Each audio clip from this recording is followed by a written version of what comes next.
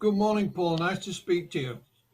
It took a while to hook up, but we got it, and you're looking good. We are available on channel 70 of C Spire, and of course TV at SuperTalk TV. And Philip, it's first of all, it's hard to believe that it's been 51 years. Calvin and Charles both gone. It was a remarkable story. I had been in radio probably 2 or 3 years when it happened, and I think most of us who heard that said, wait a minute, it sounds like these guys trying to copy the Hills, Barney Hill and that story. And I don't even think a lot of people in the state of Mississippi believed it. But a lot of waters run under the bridge in Pascagoula and elsewhere. This documentary, Beyond Reasonable Doubt, tell me a little bit about how it came about and anything new that you've learned. Yeah, I mean, absolutely. I mean, I started working with Calvin Parker in 2018, and we became very good friends. And of course, I published 2 of Calvin's books that he wrote himself. And since that time, Paul, what has happened? I mean, the world has changed. Back in 1973, like you said, people ridiculed Charlie and Calvin, made fun of them. Mm-hmm. However, today, a lot of that has gone. You know, they treated Calvin, with respect. And a lot of people said, I didn't believe it until I listened to this gentleman, or till I spoke to him, or went to an event that he was speaking at. So, times had changed. What happened as a result, Paul, it led others who were around back in 1973 to step forward and say, well, hang on a minute, don't laugh at this guy, because I saw something too that night. And up until now, I've only told my close friends and family, but I'm of an age now, I really don't care whether people believe me or not or laugh at me. I know what I saw that night.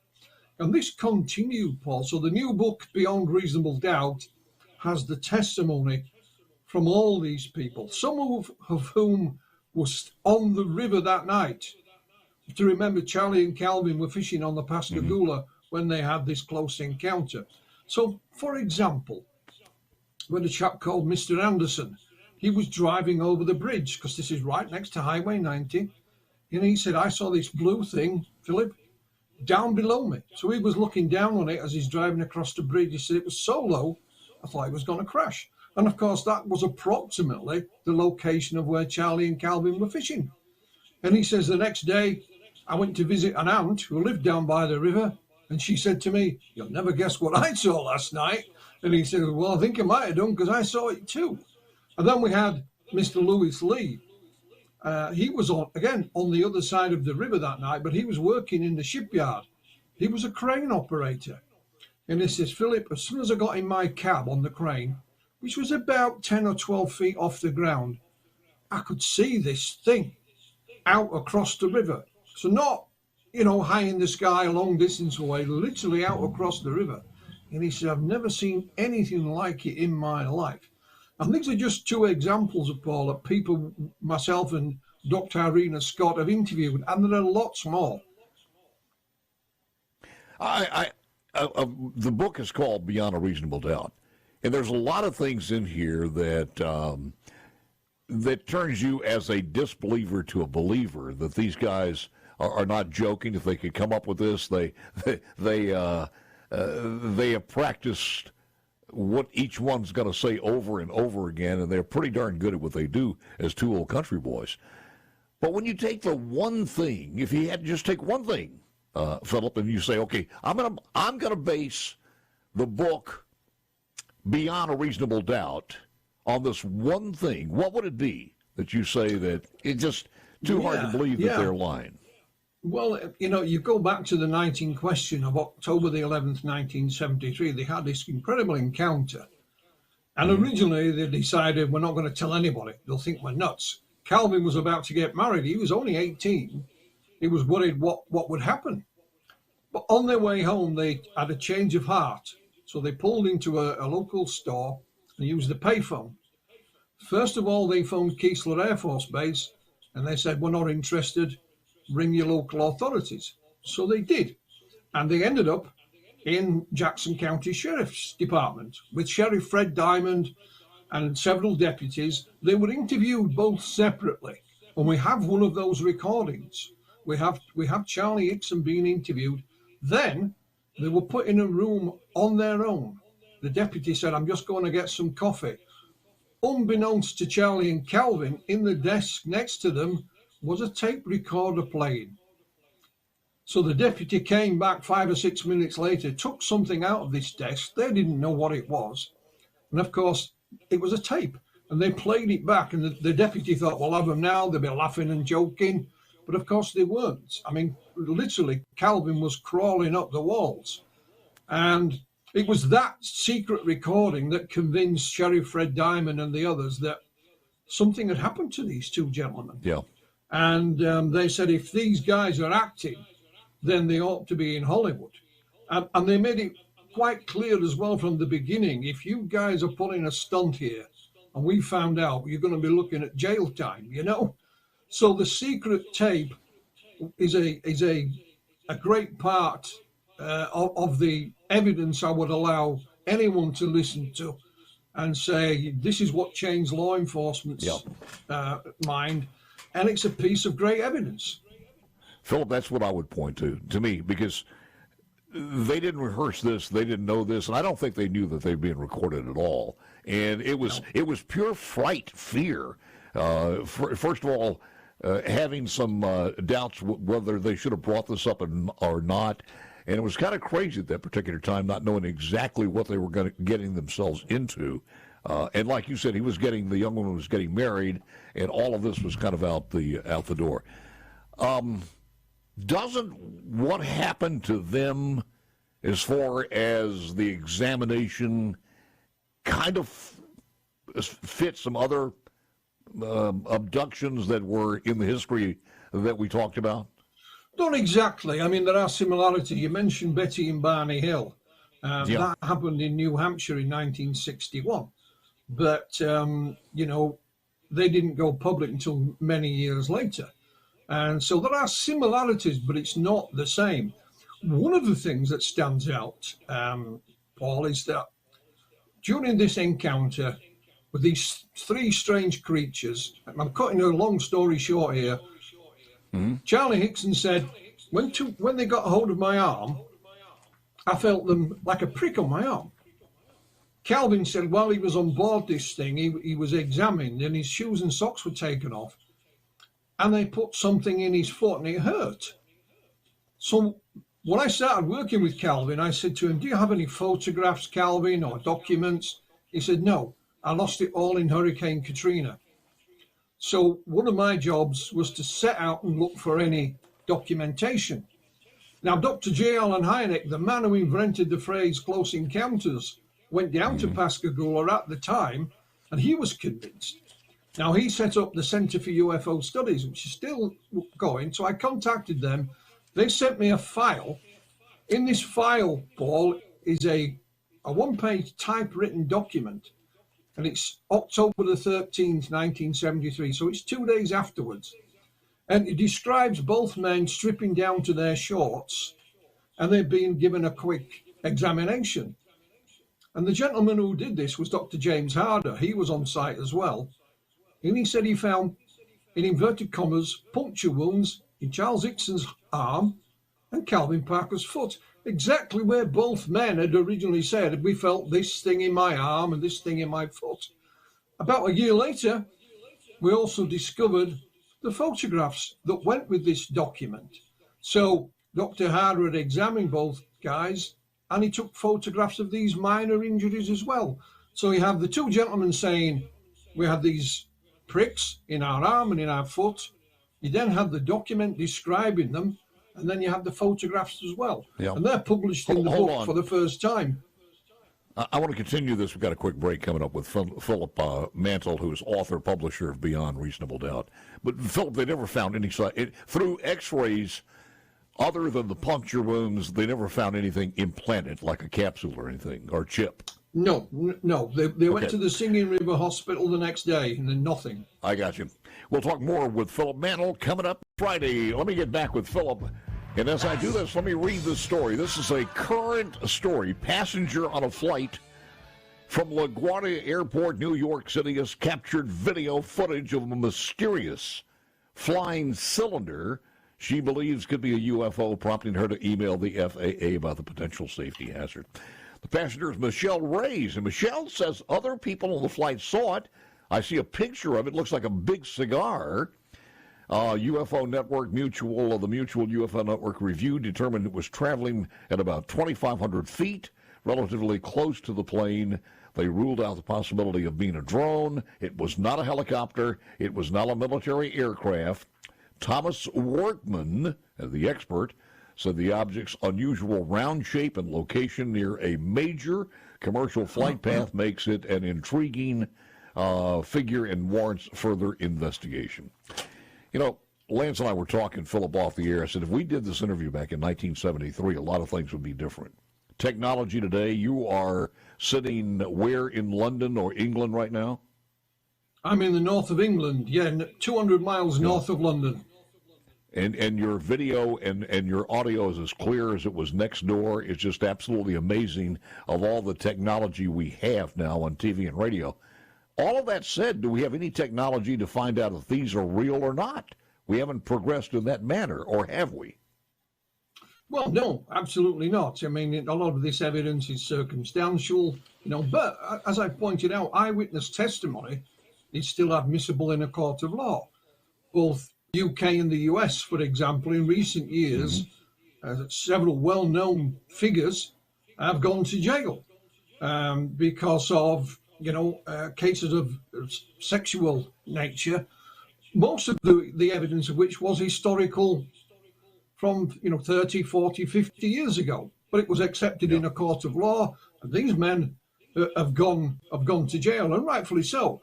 So that's why Dr. Irina Scott and I named our book Beyond Reasonable Doubt, because we are of the opinion if we could take all of these people, all of the information we've accumulated, and take it into a court, we could prove beyond reasonable doubt that something really extraordinary took place that night, Paul.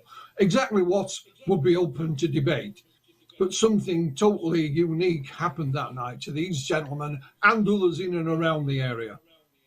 What do you think the mission was? Well, it's difficult to say. I mean, Charlie and Calvin were as puzzled as anyone.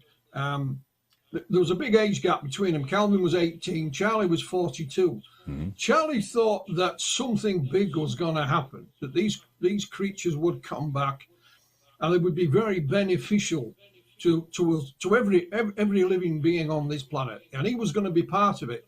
That never happened, of course. Calvin really had no idea. He didn't know what to call these things. He called them aliens because that's a common phrase that people use. At one time, he said, could they be demonic in origin, or could it be a military experiment? I mean, lots of ideas crossed his mind. And right until the day he died last year, Paul, he just wanted an answer.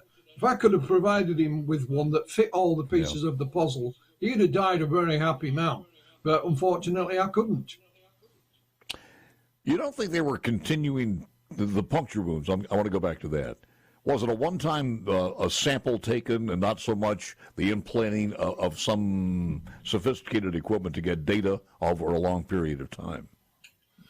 Well, Calvin wondered that, because while he was on board this thing, he encountered another creature which was almost human-like, and it was female, but she had very long middle fingers, very long, and she opened his mouth and put her fingers into his nasal cavity, which was very painful. And he often wondered, did she put something in there? But he never felt anything, he didn't bleed, he prodded and poked his nose. She cut his hand, there was a scratch on his hand, and he thought, well, I can't feel anything, I can't see anything. So, whatever was going on was all up for debate. It was all up in the air, Paul. Nobody knows, really, nobody. I kind of forgot, what was the time lapse? Because there was a suspension of time in here, too, that they probably were aboard the spacecraft. Yeah. Well, what Charlie did when he wrote a book back in 1983 with a chap called William Mendes, And of course, that night, neither Charlie nor Calvin had a watch. So they didn't wear a watch because they did physical work in the shipyard and they would often break them. So they didn't know what time it was. But what Charlie did, they knew what time they'd arrived at the sheriff's office. So he kind of traced his way back. And we're talking about 7:30, 8 o'clock, that time of night. And he estimates that they were on board this thing for about 20 minutes to half an hour. And that is it, But they've no way of being precise with that. Like I said, even when I started speaking to Calvin in 2018, he still didn't wear a watch, So, but they couldn't. And also when they were actually escorted back into town by the sheriff. They sent a car out, and they stopped at the Mississippi Press offices and banged on the window. Now, some people thought they wanted to go and speak to a journalist and tell him the story. It wasn't that. They believed that there was a big clock inside on the wall, and they wanted to find out what time it was because they'd no idea. Just to give them some idea of how long have we been, what happened. So about 20 to 30 minutes is a good estimation. Philip, I know that you've delved in this for a long time. A little bit of a synopsis. We don't have a lot of time, and I wish we had 2 more hours on this. A little more in depth of what do you think? Where are they from? Is it beneath the ocean, in some deep parts of the earth or whatever, or from what do you think when you put all of this together? It's funny you mention the ocean because just a few weeks later, on November the 6th, 1973, in the same stretch of water where Charlie and Calvin were fishing, it's a bit further out, 3 little fishing boats were out with some nets trying to catch some fish, and they saw something under the water. It was circular, it was illuminated, about 30 feet in diameter. They got so close to it, they could hit it with an oar, and it went clunk. And they played cat and mouse around there. They went to the Coast Guard station and reported it in person. The Coast Guard sent a boat out. They saw it, and they also hit it, and it went clunk. So in our book is the full story of this incident, including a number of documents from the Coast Guard itself about that incident that night, all unredacted, so everybody's names they used. And out of those 8 fishermen that night, only one is now alive. He's called Earl Ryan. We managed to find him, and we have an interview with him. That's in the book. Wow. We still get reports of this. As a matter of fact, there was a report not that long ago about one that was flying erratically here and there at different heights, and all of a sudden it penetrated the water without making a splash. And we see that more than one. Did this make a splash? This didn't make a splash. It was already under the water. So once they caught up with it and it went clunk, the lights would go out and it would appear elsewhere. So they literally played cat and mouse with it. In the end, it moved further out into a deeper channel and went down, and they never saw it again. And like I say, the Navy sent an officer out the next day.